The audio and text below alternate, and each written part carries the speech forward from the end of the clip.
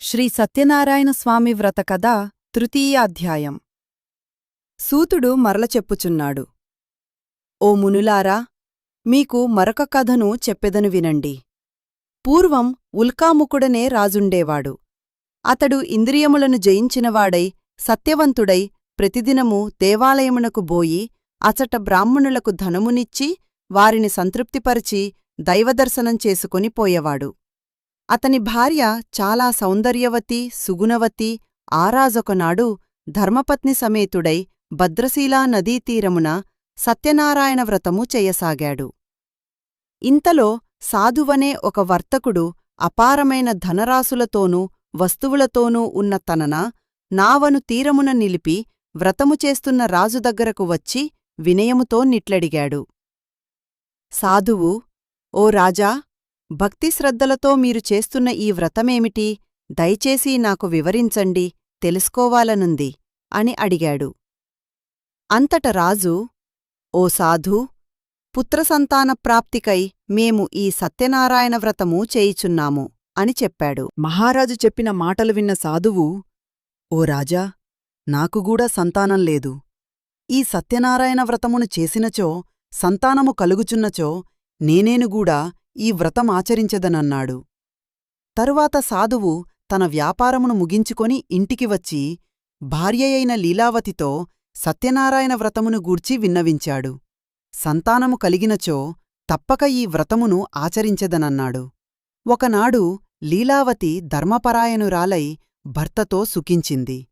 తత్ఫలితముగా గర్భవతియై 10వ మాసమున పండంటి బాలికను ప్రసవించింది. ఆ బాలిక శుక్లపక్ష చంద్రునివలె దినదిన ప్రవర్ధమానమవుతోంది. తల్లిదండ్రులామెకు కళావతి అనే పేరు పెట్టారు. అప్పుడు లీలావతి భర్తతో, నాదా, మనకు సంతానము కలిగినచో సత్యనారాయణ వ్రతమును చేసెదనంటిరిగదా, మనకు పుత్రిక ఉదయించినదిగదా, కనుక వ్రతంచేయండి అంది. దానికావర్తకుడు, లీలావతి, మన అమ్మాయి వివాహ సమయంలో తప్పక వ్రతం చేద్దామని భార్యను సమాధానపరచి వ్యాపారం పనిమీద నగరానికి పోయాడు. ఇట్లు కళావతి కన్న తండ్రి ఇంట పెరుగుతూ యుక్తవయస్సుకు చేరుకున్నది. అది గమనించి సాధువు తన సహచరులతో నాలోచించి వరుని వెదుకుటకు దూతను పంపాడు. సాధువట్లు ఆజ్ఞాపించగా దూత కాంచన నగరానికి బోయి అక్కడొక చక్కని యోగ్యుడైన వర్తకుని కుమారుని జూచి వెంట తోడ్కొని వచ్చాడు. అందగాడైన ఆ వైశాల్య బాలకుని జూచిన సాధువు తన కుమార్తెనిచ్చి విధివిధానమున పెండ్లి చేశాడు. పుత్రికా వివాహానందములో పడిన ఆ సాధువు పెండ్లివేడుకలలో బడి సత్యనారాయణ వ్రతమును మరిచాడు. అందుకు స్వామికి ఆగ్రహం వచ్చింది. తరువాత కొంతకాలానికి వ్యాపార దక్షతగల సాధువు వ్యాపార నిమిత్తమై తన అల్లునితో సహా బయలుదేరి సముద్రతీరమున ఉన్న రత్నసానుపురమనే నగరానికి బయలుదేరాడు. ఆ పురమును చంద్రకేతుడనే మహారాజు పాలించుతుండేవాడు. కోపించిన సత్యనారాయణస్వామి వ్రతప్రతిజ్ఞను మర్చిపోయిన సాధువును శపించబూనుకొన్నాడు. వ్రతము చేస్తానని మర్చిన సాధువును అత్యంత దారుణము, కాఠిన్యతగల దుఃఖమతనికి కలుగుగాక అని శపించాడు. శాపప్రభావం వలన ఆనాడే రాజుగారి ధనాగారములోనికి కొందరు దొంగలు ప్రవేశించి ధనమును అపహరించి రాజభటులు వెంటతరుముతుండగా సాధువు వర్తకులు ఉన్న వైపుకు పరుగెత్తారు. రాజుభటులను చూచిన దొంగలు భయపడి ఆ ధనమును సాధువు వర్తకులు ఉన్నచోట పడవైచి పారిపోయారు. రాజభటులు వచ్చి వర్తకుల వద్దనున్న రాజధనమును జూచి ఆ వర్తకులే దొంగలనుకొని నిశ్చయించుకొన్నవారై సాధువును అల్లుడిని బంధించి రాజువద్దకు తీసుకొనిపోయారు. ఆ రాజభటులు, మహారాజా, ధనముతో కూడా దొంగలను పట్టి తీసుకొని వచ్చాము, విచారించి శిక్షించండి అని సంతోషముతో చెప్పారు. అంతట రాజు విచారణవసరం లేదనుకొంచు వీరిని చెరసాలలో బంధించండి అన్నాడు. భటులా 2 వర్తకులను కారాగారమును బంధించారు. వర్తకులెంత మొత్తుకున్నా సత్యదేవుని మాయచేత వారినెవ్వరు పట్టించుకొనలేదు.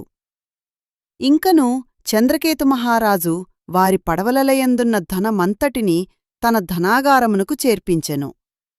సత్యదేవుని శాపముచే ఇంటియందున్న సాధువు భార్యకూడా కష్టాలపాలయ్యింది. వారి ఇంటనున్న ధనధాన్యములంతటినీ దొంగలుపడి అపహరించుకొనిపోయారు. వర్తకుని భార్య తీవ్ర మనోవేదనతో రోగగ్రస్తురాలాయెను. తినటానికి తిండిలేక ఇంటింటికి తిరిగి భిక్షమెత్తుకొని బ్రతకసాగింది. కుమార్తె కళావతి కూడా ఆకలికి అలమటిస్తూ భిక్షమెత్తుకొనసాగింది. అలా తిరుగుతూ ఒకనాడ ఒక బ్రాహ్మణుని ఇంటికి చేరుకుంది. అక్కడా బ్రాహ్మణుడు సత్యనారాయణ వ్రతం చేయుచుండగా చూచింది. కథ అంతయూ విని కరుణించి కాపాడమని స్వామిని మనస్ఫూర్తిగా వేడుకొన్నది. ప్రసాదాన్ని గూడా స్వీకరించి బాగా ప్రొద్దుపోయిన తర్వాత ఇల్లు చేరుకున్నది. ఆలస్యంగా వచ్చిన కళాలావతిని జూచి లీలావతి ప్రేమతో ఇట్లన్నది. అమ్మాయీ, ఇంతరాత్రి వరకు ఎక్కరున్నావో? నీ మనస్సులో ఏమున్నది చెప్పుమన్నది. వెంటనే కళావతి, అమ్మా, నేనొక బ్రాహ్మణుని ఇంట సత్యనారాయణ వ్రతం జరుగుచుండగా చూస్తూ ఉండిపోయాను. అమ్మా, ఆ వ్రతం కోరిన కోరికలు తీర్చునటగదా అన్నది. అంతట లీలావతి పుత్రిక మాటలు విని వ్రతంచేయ సంకల్పించింది. వర్తకుని భార్యయైన లీలావతి బంధుమిత్రులతో కలిసి మిక్కిలి భక్తిశ్రద్ధలతో సత్యనారాయణ వ్రతం చేసి, స్వామీ, మా అపరాధము మన్నించండి, మమ్మల్ని క్షమించి నా భర్తయూ అల్లుడు సుఖముగా ఇల్లు చేరునట్లు దీవించండి అని ప్రార్థించింది.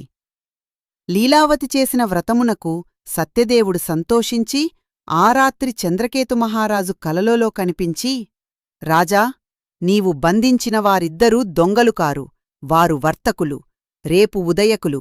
రేపు ఉదయాన్నే వారిద్దర్ని విడిపించి వారి ధనం వారికిచ్చి పంపివేయుమూ, లేనిచో నీవు సర్వనాశనమగునట్లు చేసెదనని చెప్పాడు. మరునాడు ఉదయాన్నే రాజు సభలో తనకొచ్చిన స్వప్నాన్ని వివరించి ఆ వర్తకులను విడిపించి తీసుకురండని భటులా నాజ్ఞాపించాడు.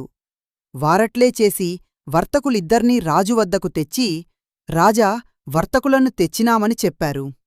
ఆ వర్తకులిద్దరూ రాజుకు నమస్కరించి గత సంగతులు తలంచుకొనుచు తమకిచ్చిన కష్టానికి చింతించుచు భయభ్రాంతులై నిశ్చేష్టులై నిలుచున్నారు. అప్పుడారాజు వర్తకులను జూచి, వర్తక శ్రేష్ఠులారా, మీకీ ఆపద దైవవశమున సంభవించినది, భయపడకండి అని ఓదార్చి వారిని బంధవిముక్తులను చేసి వారికి పురుషులకు అలంకారమైన క్షురకర్మాదులను చేయించి నూతన వస్త్రములతో సత్కరించి వారిద్దర్నీ సంతోషపరిచాడు.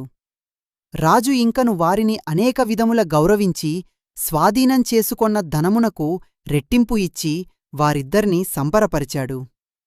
చంద్రకేతు మహారాజు వారిద్దర్నీ సకల మర్యాదలతో సత్కరించి, మీరింక సుఖముగా మీ ఇంటికి పోవచ్చును అని చెప్పాడు. వర్తకులు పరమానందభరితులై రాజును అనేక విధాల కొనియాడి సెలవు తీసుకొని తమ నివాసములకేగిరి.